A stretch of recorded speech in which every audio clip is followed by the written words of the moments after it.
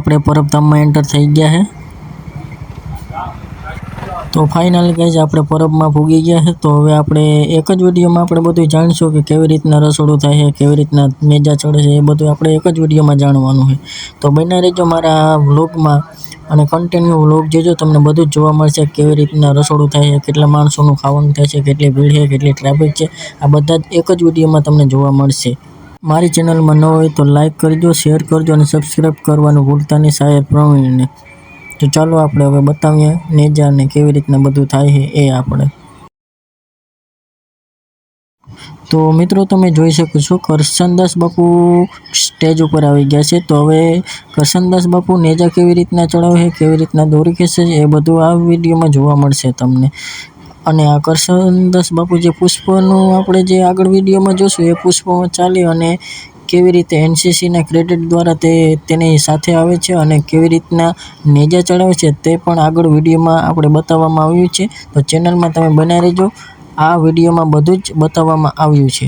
તો મિત્રો તમે જોઈ શકો છો કે એનસીસીના ક્રેડિટ દ્વારા જે પુષ્પનું બનાવવામાં આવ્યું છે તેની ઉપર કરશનદાસ બાપુ ચાલીને આવે છે અને એનસીસીના ક્રેડિટ દ્વારા વિદ્યાર્થી દ્વારા તેની સાથે આવે છે અને ધજા જેમ કે નેજો કહેવાય તે ચડાવવામાં આવી રહ્યો છે। તો ટૂંક જ સમયમાં કરશનદાસ બાપુ નેજા ચડાવશે અને તમે જોઈ શકો છો। તો મિત્રો તમે જોઈ શકો છો એનસીસીના ક્રેડિટ દ્વારા બાપુની એન્ટ્રી પણ થઈ ગઈ છે અને એનસીસીના ક્રેડિટ દ્વારા પહેલાં શું થાય છે એ આગળ વિડીયોમાં તમને જોવા મળશે। એનસીસીના ક્રેડિટ દ્વારા પરેડ કરવામાં આવશે અને પછી નેજાનું ચડાવવામાં આવશે।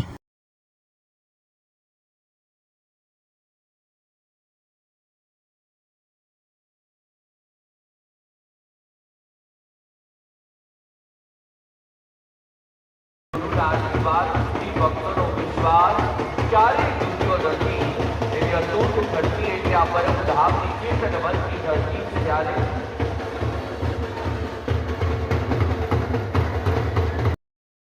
તો મિત્રો તમે જોઈ શકો છો દર વર્ષની જેમ ફુગામાં ત્રિશુલ અને એ બધું કેવી રીતના કરે છે એ બધું આ વિડીયોમાં બતાવવામાં આવશે। ટૂંક સમયમાં તમે જોઈ શકો છો મંદિરના શિખર ઉપર ધ્વજા ચડાવવામાં આવશે અને લાખો માણસોની જનમેદી અહીંયા ઉમટી પડી છે। કેટલાક લોકો છે, લાખો લોકો છે તે આ જનમેદીમાં પરબધામમાં આવ્યા છે ભવ્ય બીજ કરવા। તો મિત્રો તમે જોઈ શકો છો કે કરશનદાસ બાપુ હવે મંદિર તરફ આગળ વધે છે અને ત્યાર પછી નેજા ચડાવવામાં આવશે। તમે જોઈ શકો છો કરશનદાસ બાપુની એન્ટ્રી આગળ થઈ ગઈ છે અને મંદિર તરફ જઈ રહ્યા છીએ।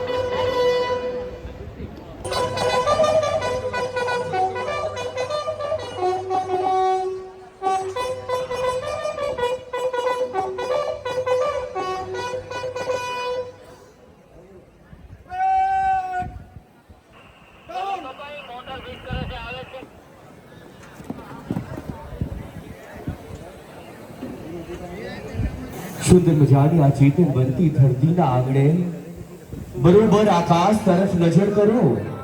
આકાશની અંદર વાદળો પણ હાલવા લાગ્યા છે અને જાણે પ્રકૃતિ પણ આજ કૃપાની વર્ષા કરવાની છે. કારણ કે આ બીજનું મહાપાવન પર્વ મનાવાઈ રહ્યું હોય ત્યારે બે હાથ ઊંચા કરી અને જોરદાર જયકારાનો નાદ કરવાનો. સતદેવીદાસ સતદેવીદાસ બોલો પરબના પીરની. જેનું નાદ એવું તો સંભળાવવું જોઈએ કે જાણે આજ બે હાથ ઊંચા કરી આપણે સૌ કોઈ બોલો પરબના પીરની. સતદેવીદાસ સતદેવીદાસ બોલો પરબના પીરની. જેનું નાદ એવું તો સંભળાવવું જોઈએ કે જાણે આજ સૌરાષ્ટ્ર ધરતીના આંગણે આ દશામી વિશ્વ મહાપાવન પર્વ મનાવાઈ રહ્યું હોય ત્યારે બે હાથ ઊંચા કરી અને જોરદાર જયકારાનો નાદ કરવાનો છે. બોલો શ્રી પરબના પીરની. સતદેવીદાસ આજના ધરતીના નાદની અંદર સતદેવીદાસ અને દેવીદાસના નાદથી આ ધરતી ઉછાળો કરે છે. આશીર્વાદ આપણા સૌ કોઈ પર હરમેશ માટે રહ્યા છે એવા પૂજ્ય કરશન હરમેશ માટે રહ્યા છે એવા પૂજ્ય કરશનદાસ બાપુનું સાનિધ્ય છે. ત્યારે આ ધરતી માત્ર સામાન્ય ધરતી નથી. આ ધરતી પર સેનાના સંસ્કારો યોજાયા છે. આ ધરતી પર કરુણાના પુષ્પ ખીલ્યા છે. આ ધરતી પર બાળક બાળક મહાયજ્ઞ સતત ચાલતી રહ્યો છે. ત્યારે બને છે જ્યારે સંતોના હરમેશ માટે આ ધામના આશીર્વાદ આ વ્યક્તિના એક એક ભક્તો પર હરમેશ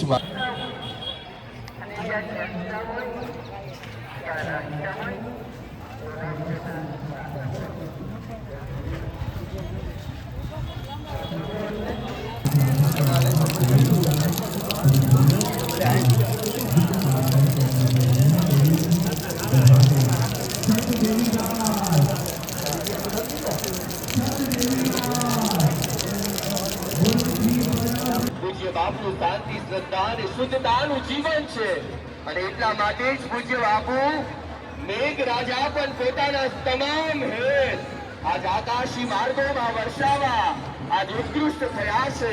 કારણ કે આ તો અષાઢી બીજના અમી ચાતણાઓ છે અને ત્યારે આજ જગતનો તાત પણ ખુશ થયો છે.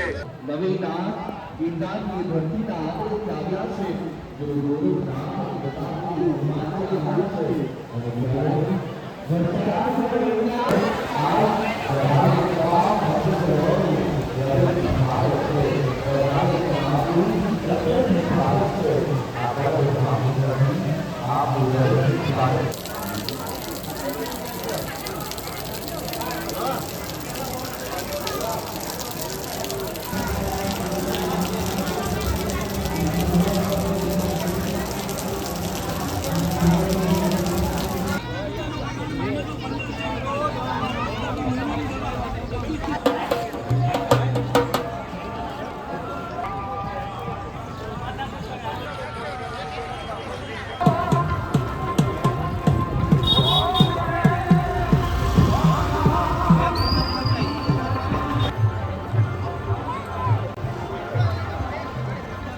તો હવે મિત્રો આપણે આવી ગયા છે રસોડાની અંદર કે જ્યાં લાખો લોકોનું જમવાનું બને છે. કેવી રીતના બને છે, મોટા મોટા વાસણો અને કેવી રીતના બનાવવામાં આવે છે તે આપણે જોઈ શકીએ છીએ.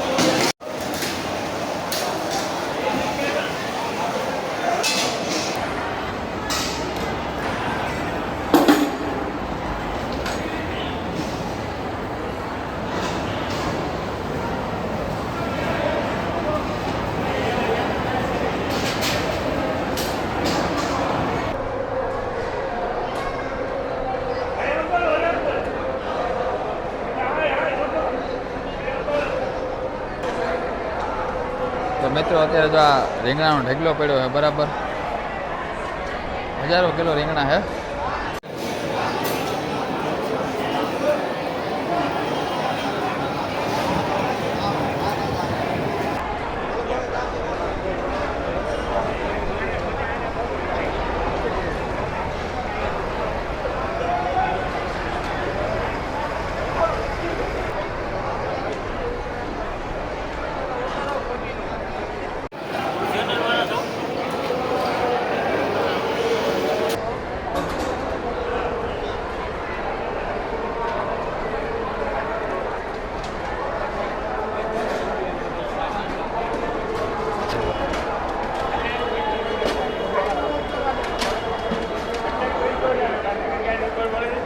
કેળાના કેરેટો પડ્યા બરાબર, કેળા કરે છે.